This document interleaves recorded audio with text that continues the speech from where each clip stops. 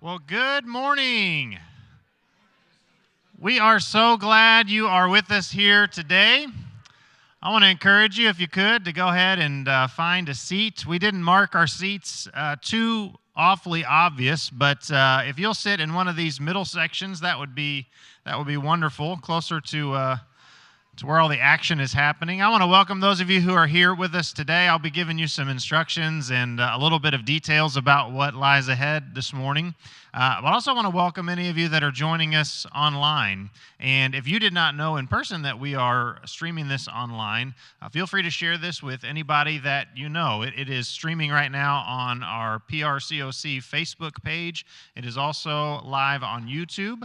And so that means that even if people can't join us while this is happening today, they can watch it after the fact as well. Our morning is going to break down into about 3 sessions, so there will be opportunities for bathroom breaks. Hopefully, as you came in, you noticed there are a lot of snacks out in the lobby and in our coffee area.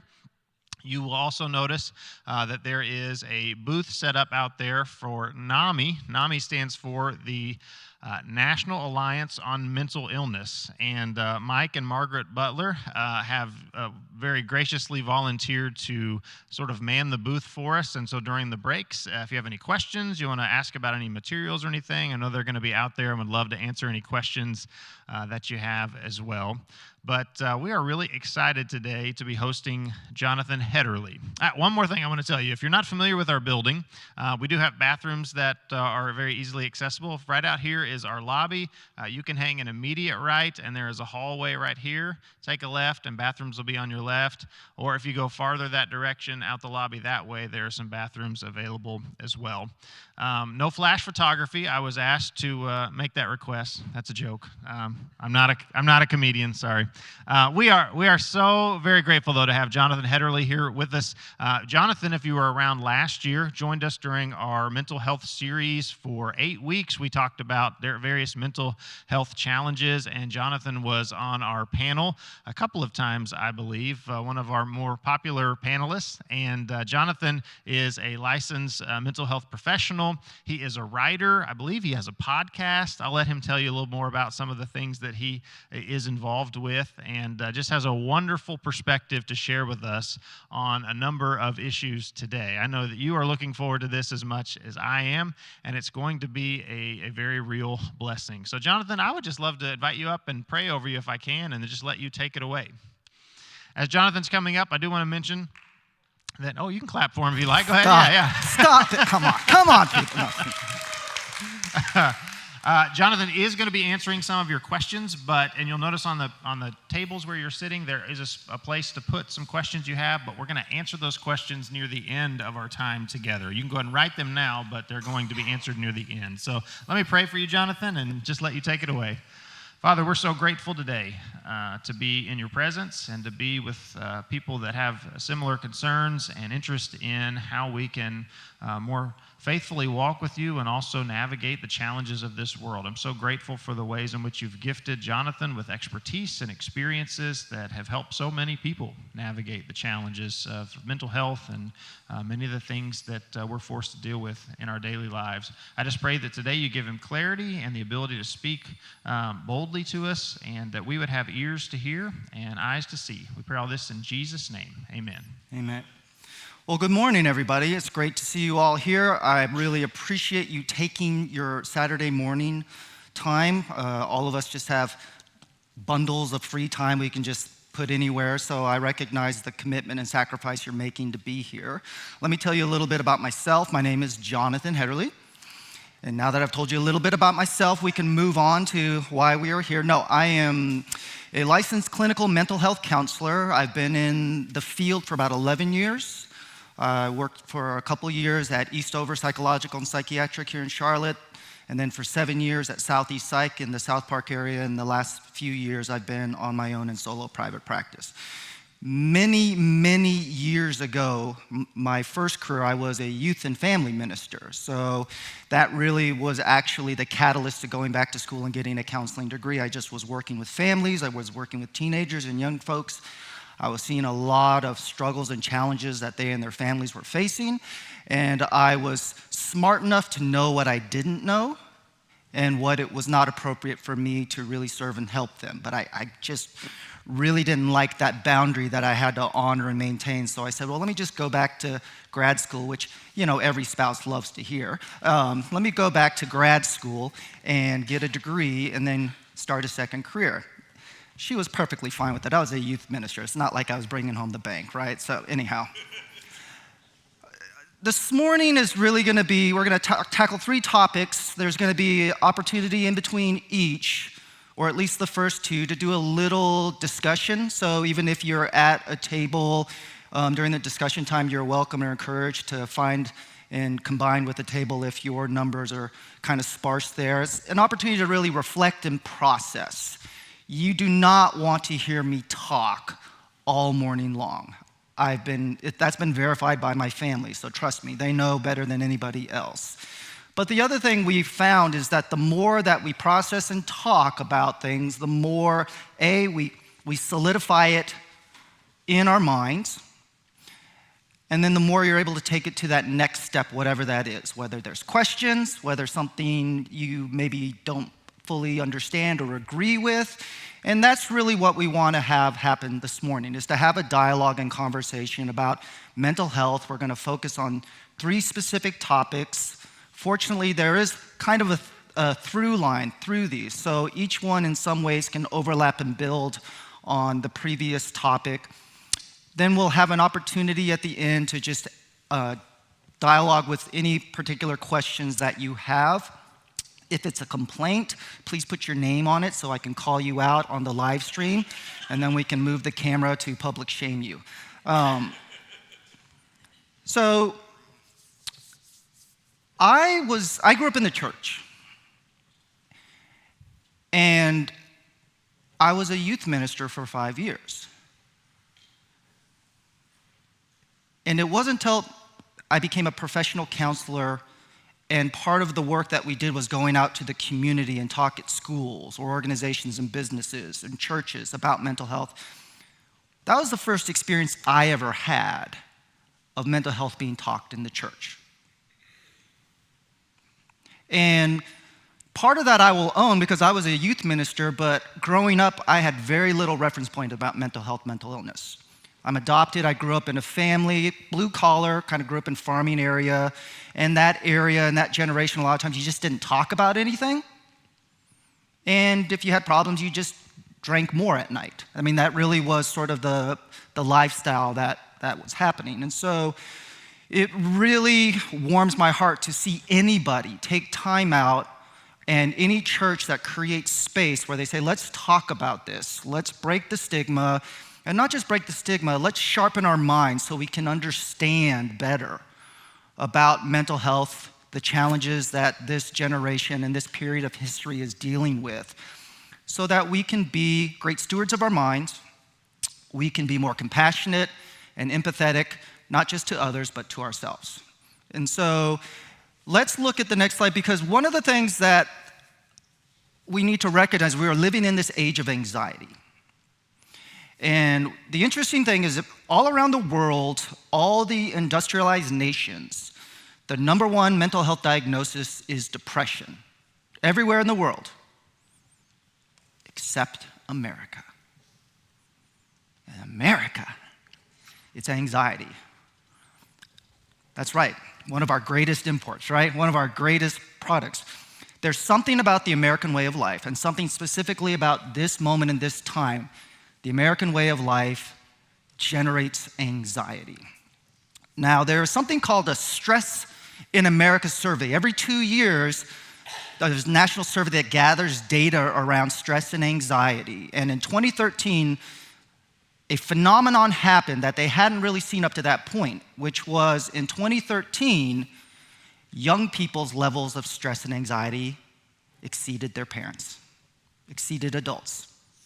And so now we were seeing a shift where there was an earlier onset of anxiety and problems in that regard, and we were just trying to figure out, hey, what is going on? And so when we look at anxiety, let's make sure we understand what anxiety is. And obviously, we could spend all morning just breaking down the definition and all the traits and characteristics.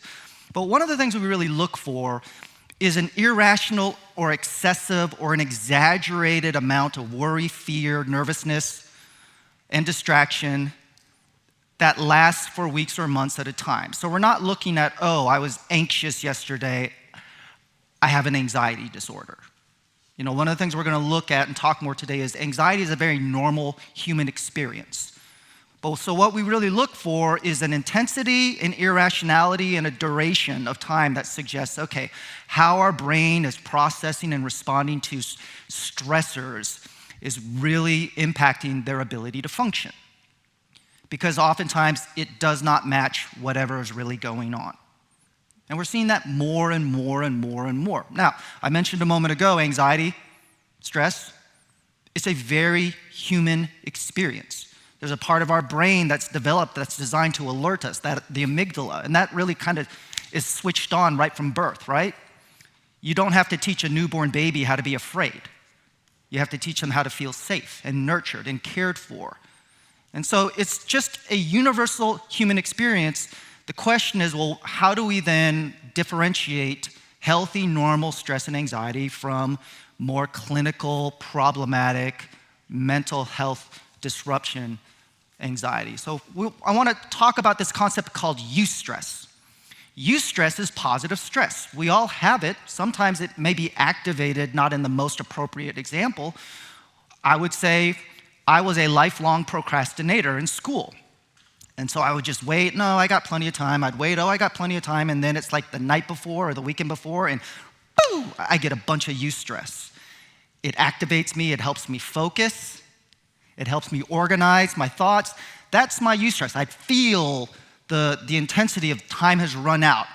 And I could write a 5 or 10-page paper in 2 days that I could probably write 200 words the 2 weeks leading up to that time, just because there was positive stress that was activating.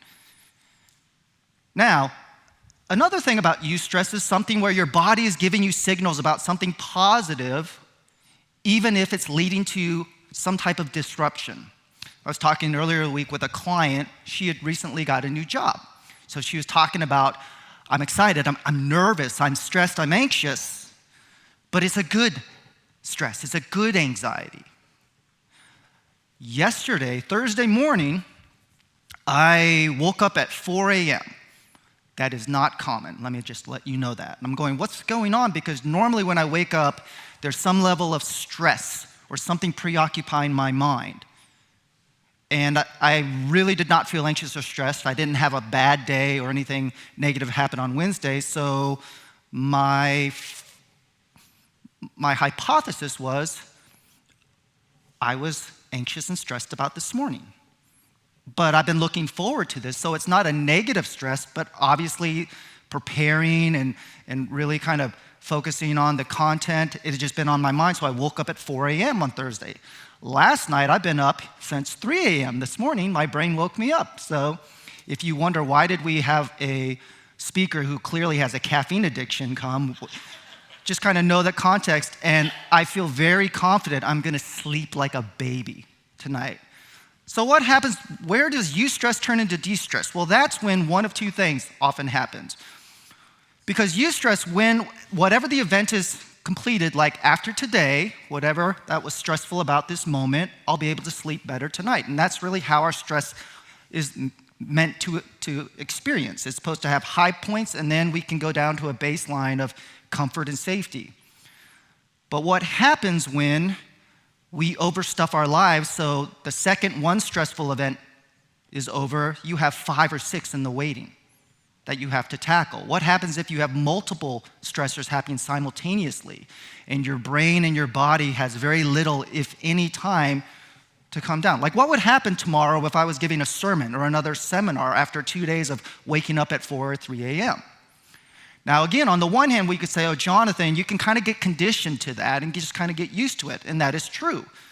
But we also know our brain and body can get conditioned to the stress response as well. And before you know it, we have chronic sleep issues.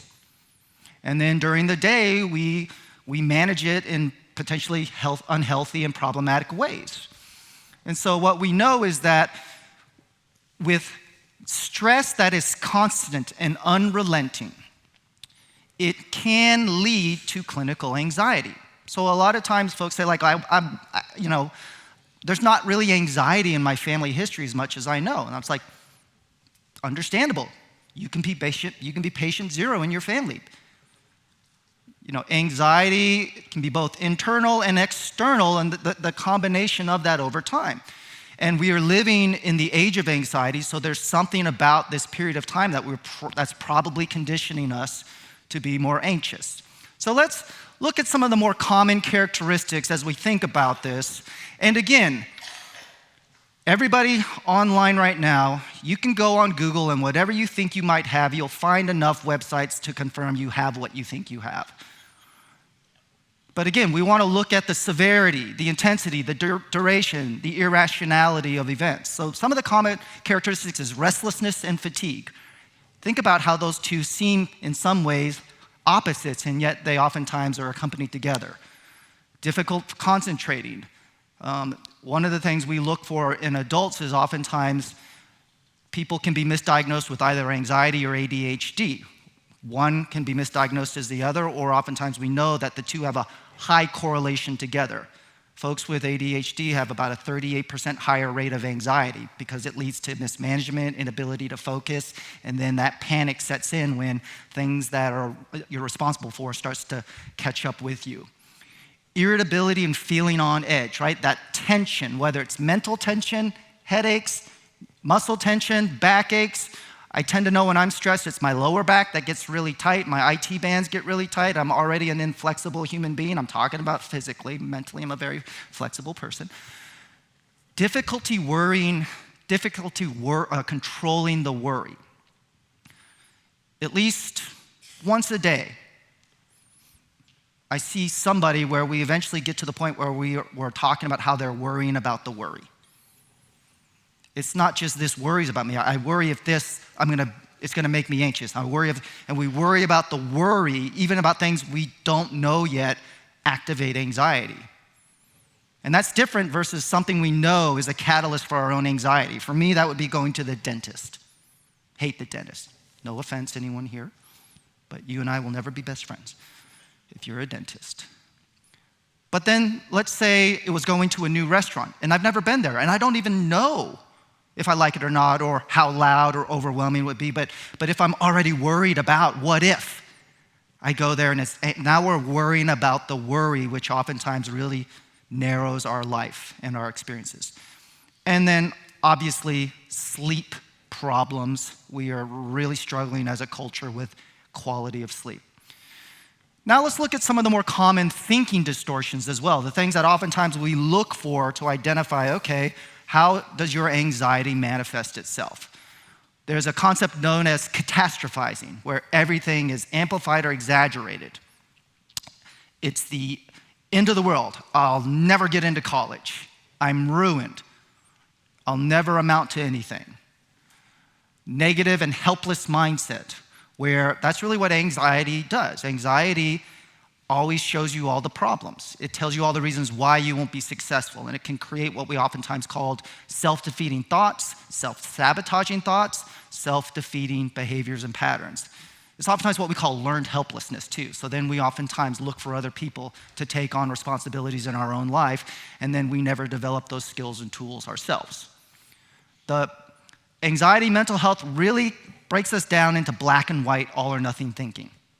That's one of the biggest challenges in therapy is we have to break things down into more manageable, realistic steps because anxiety makes us impatient. Now, you may already be an impatient person, but our anxiety definitely makes us impatient. We want things to be solved. We want the easy way out. If it was that easy, you guys would already be doing it. And I'd be like a janitor or a truck driver or something because there'd be no need for mental health professionals. Anxiety, oftentimes, we take conflict, setbacks, disappointment, confrontation personally, like it really wounds and hurts us. There's an element of sensitivity. I really wish our culture hadn't stigmatized the term, sensitive. Because I think sensitive is just another way of saying passionate, and we're a deep feeler, and that is a beautiful thing to have, but it also can lead to real intense personal pain and hurt whenever there's something that's going on that in a lot of ways is very uncomfortable or unsettling. And then anxiety, the change, the unknown, that really, really can get underneath people's skin because our knowledge, our ability to forecast and predict how things are going, that's a way we feel in control when we know what's going to happen. The familiar is comforting. The unknown and uncertainty is very threatening. So now all of these things that I'm talking about, they've been around as long as you and I can recall. So then what is it about right now that really has created this time in this age of anxiety? Let's look at some of the things that we've discovered and realized in terms of factors contributing to the rise of anxiety. There's been, over the last 20 years, a big cultural and societal shift. And what I mean by that is this. Well, first of all, people are getting married later. And people are having kids later. And people are having less kids. And the cost of raising kids has gone up. So you have all of these factors that 30 or so years ago, when I was a child and being raised, you had larger families and you were just a family unit, where now children are looked as a financial investment. Parents have more time to focus on children. And more focus doesn't always mean better, right? And so there's a concept called benign neglect that a lot of other countries adopt when it comes to parenting. This idea of like, leave them alone, let them be, they'll be okay. Versus we need to be knowledgeable and aware and a part of everything that's happening in our children's lives. My mom knew my grades every semester twice. Progress report, midterm progress report, and then my final grades. All the other time in between, she was like, I don't know. But that was pretty consistent when I was like, Mom, I'm going out to play. Okay, be home, And it's like, okay. And she didn't know what I was doing, thank goodness. And yet I never showed up on a milk carton. Now, and I don't want to downplay or minimize that there are very real risks out there. But you see how our culture really has commodified fear and anxiety and the need to know everything and be a part of everything.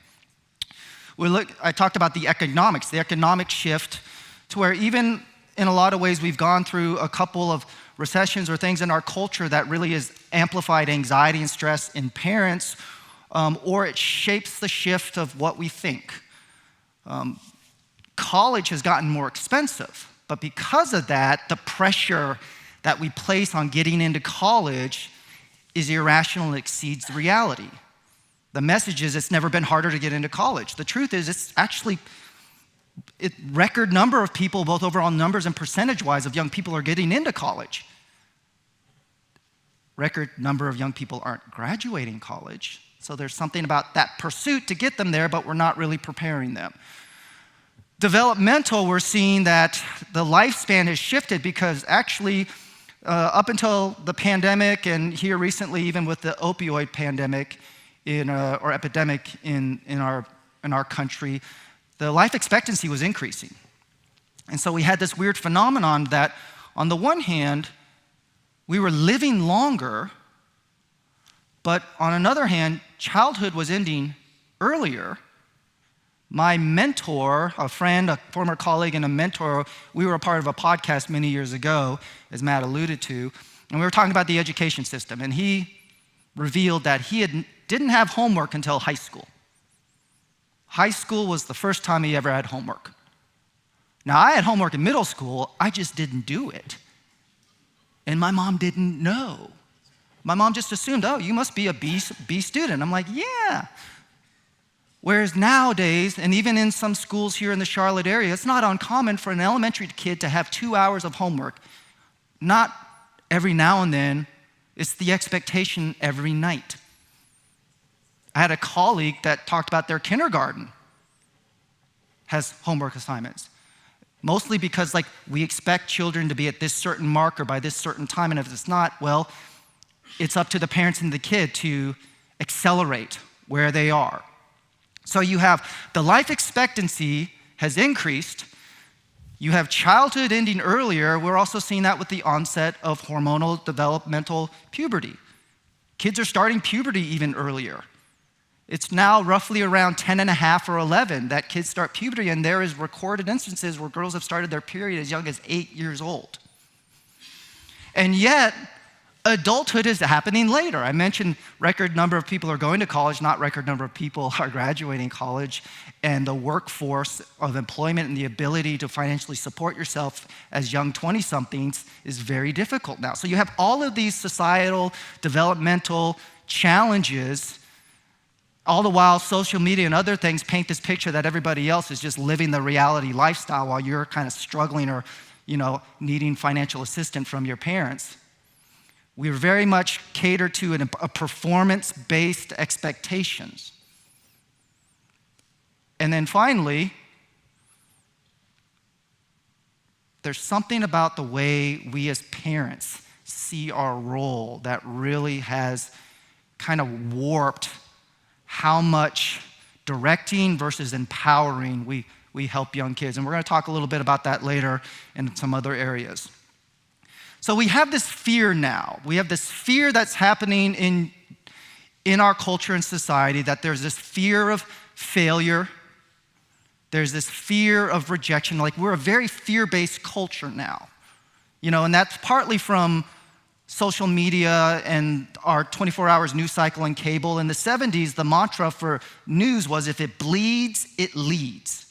Fear sells. Scary and negative headlines gets our attention. And so now we're seeing there's this feel of failure in a performance-based. Parents really have personalized their parenting of their kids because they promote each and every one of their kids' successes. And then when they struggle, they go online and say, tell me I'm a good parent because this is happening. Everybody's looking for more external validation, fear of rejection. We're looking at all the dynamics of loneliness and the loss of social skill tools for young people and even adults, and we've especially seen that erode during the pandemic. There's a lot of will never be enough, the scarcity mindset. I've worked here lately with a lot of high-performing executives that have a very strong and admirable hustle mentality with work. But the whole idea was, I'm going to work really hard, provide a family and a lifestyle for my family and I that we can enjoy it once we get there. Well, guess what? I've been working with a lot of folks. They get there, they can't stop. They can't relax. They worry, well, what if this happens or what if that happens? And all the while, they are eroding their own mental, emotional, and sometimes their relational well-being. And then there's this fear of, I'm never going to be good enough. Now, we used to think for a while that helicopter parenting phenomenon of the early 21st century was really sort of like dropping that message in their kids. But what we're seeing now is more and more the young people themselves are drawing out this fear of failure, fear of rejection, this need to be perfect. Because in a lot of ways, the culture, we're all complicit in sending those messages. And so then what is the impact? What's the fallout from all of this mental, emotional, and physical distress? We're seeing in young people lack of sleep, lack of exercise, poor eating habits. And guess what? This is what we used to equate with adults with poor stress management. Now we're seeing it with young people even more and more. And so the chronic stress, the chronic illness implications, we're looking at anxiety, we're looking at loneliness now as two things that could really contribute to changing the life expectancy. Teens are mirroring adults in their high-stress lives. Now again, prior to 2013, the Stress in America survey said, well, yeah, grown-ups, they're anxious and stressed, but part of our role was to, kind of give our kids a realistic and healthy childhood full of play, some level of challenge and adversity, the ability to just be okay or good enough, their own space to figure some things out, and slowly we've eroded all of those traditional markers of childhood and parenthood. And so now we're so busy, we're so stressed. And so what's the fallout, not just with sleep and our eating and how we manage our stress, now we're looking at, well, we're actually too busy to get help. we're too busy. My schedule is always, people are just competing for the before school or after school hours. And this is some data prior to the pandemic. The pandemic is just going to give us all types of data in these coming years to sort of see what the true immediate and long-term effects have been. But for young people, only 30% that were diagnosed with depression are receiving any type of treatment or services. And of young people that struggle with anxiety, with a diagnosable anxiety disorder, only 20% of them are receiving treatment. And our schools have a significant shortage of school counselors on site. And even a lot of the school counselors, historically, traditionally, they've kind of merged them that they're also academic advisors, or they play a lot of these other roles that oftentimes really reduces the amount that they can fully just focus on the care and attention of struggling students at their school. I know what you're saying. Wow, Jonathan, thank you. This is a riveting, inspiring Saturday morning. Yeah, isn't it though? But let's talk then a little bit about what we can do. I'm always a big believer in action. Action steps, practical steps. It tends to start with something I pretty much say to everybody, everywhere, because I'm a broken record. I'm not here to reinvent the wheel. The first thing we always encourage when it comes to anxiety, stress, or challenges in life is acceptance. This idea that stress and anxiety is a part of life. It may not be the most fun and pleasant part of life, but we're coming out of about 2 decades of parents and folks. We've tried to remove all stressors and anxiety. We have really romanticized avoidance. And because of that, we've only made facing those challenges harder. So it's really critical for folks with anxiety to first and foremost have a realistic understanding of anxiety and accept it. It's a normal part of life. A good and meaningful life will bring with it responsibilities and obligations. You can't avoid or escape demands. You can't be perfect. You will make mistakes, and in the end, it's not the end of the world. So if we want to accept one mindset, then what do we need to reject or leave behind? We need to reject this perfectionism culture and mentality. This performance-driven, because the bar is always moved. It's always moved.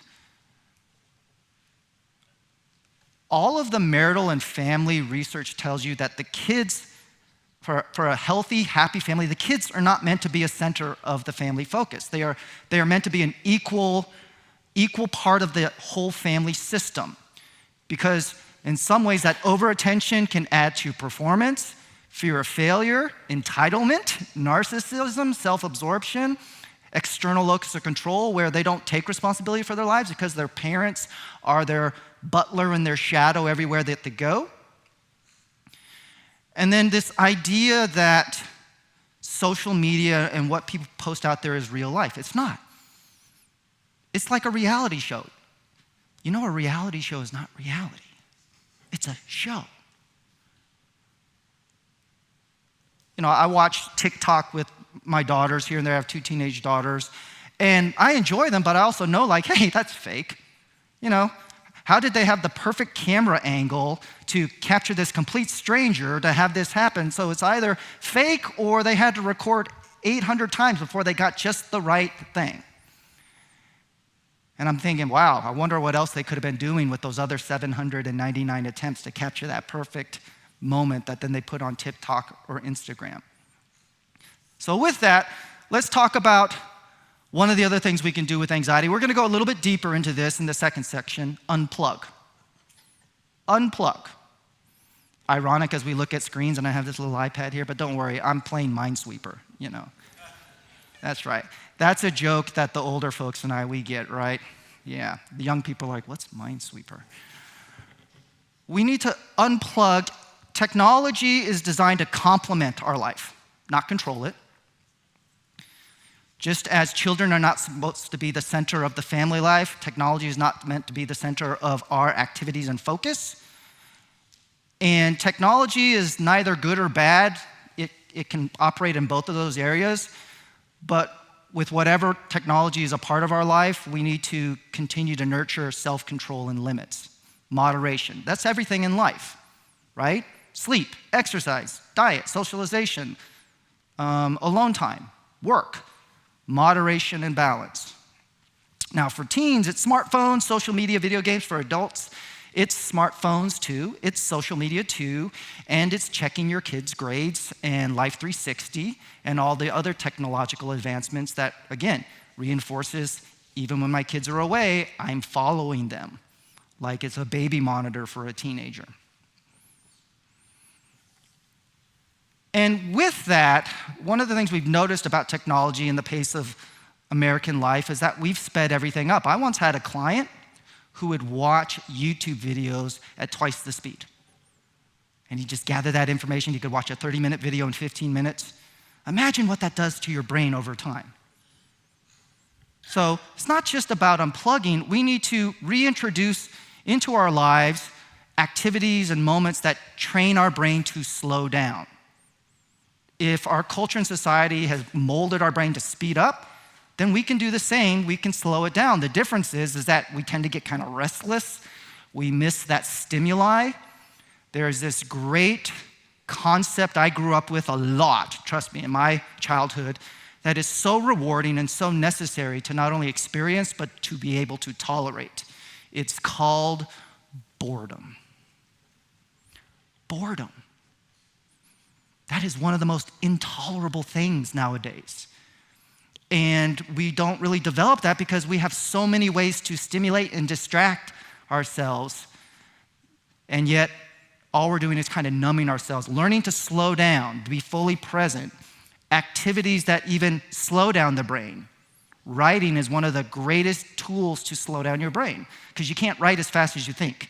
And we tend to think and feel multiple things. So writing requires you to slow down your thinking, organize your thinking, focus on one thing at a time, along with a very physical and tactile component to it. Talking is also one of those things. You can't talk as fast as you think.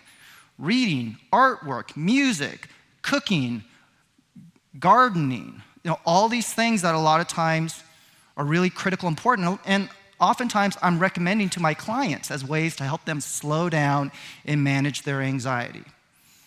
And when we do that, when we slow down our brain, then we start to have greater ability to do this one mindfulness tool that's really important. We have greater ability to not sweat the small stuff, not make majors out of minors. There was one of the key books in mindfulness is called Stop Sweating the Small Stuff. And then in parentheses it says, and it's mostly small stuff. Tom Petty's one of my favorite musicians. I'm really big into music. He had lyrics in one of his songs. He says, I'm so tired of being tired. As sure as night will follow day, most things I worry about never happen anyway.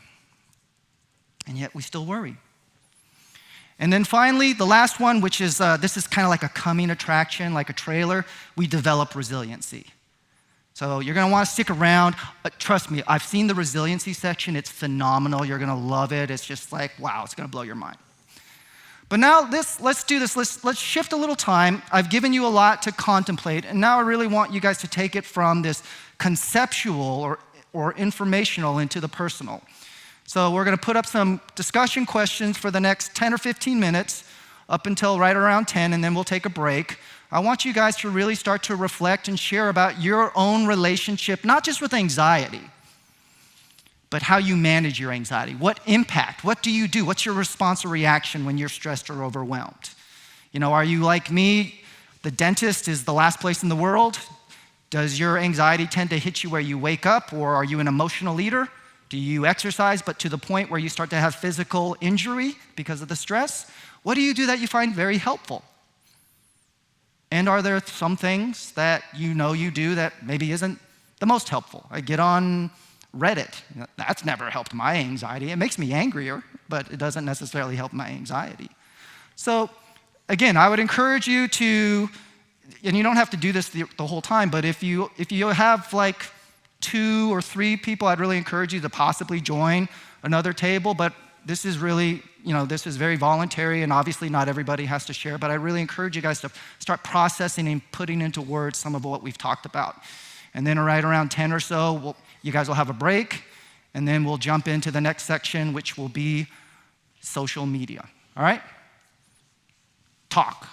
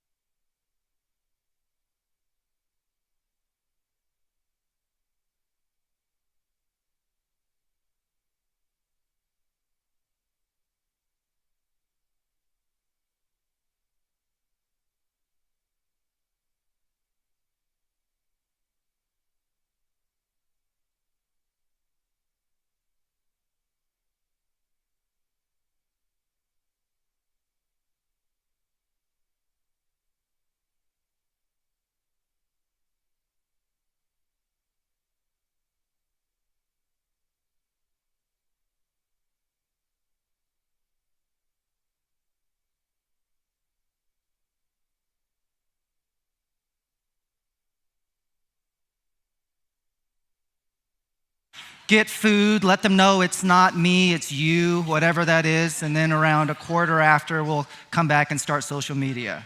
So.